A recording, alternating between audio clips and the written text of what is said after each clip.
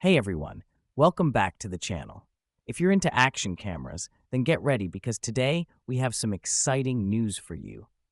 The long-awaited Insta360 Ace Pro 2 has finally been given an official launch date.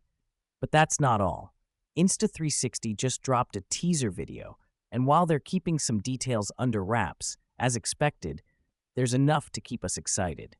In today's video, we're breaking down all the leaked information, giving you the complete lowdown on what to expect from this incredible new action camera. The Ace Pro 2 appears to have a similar design to the previous model, the Insta360 Ace Pro, but there are a few noticeable upgrades. One of the standout features is a new front-facing screen. This addition is a game-changer for vloggers, adventurers, and anyone who wants to capture the perfect selfie or make sure they're framed just right in action shots. But here's the thing. The teaser didn't give us concrete specs about key features like resolution, frame rates, or whether the Ace Pro 2 will include 5K video. Based on early reports, the Insta360 Ace Pro 2 is packing a 50-megapixel sensor, which is an upgrade from the 48-megapixel sensor in last year's Ace Pro.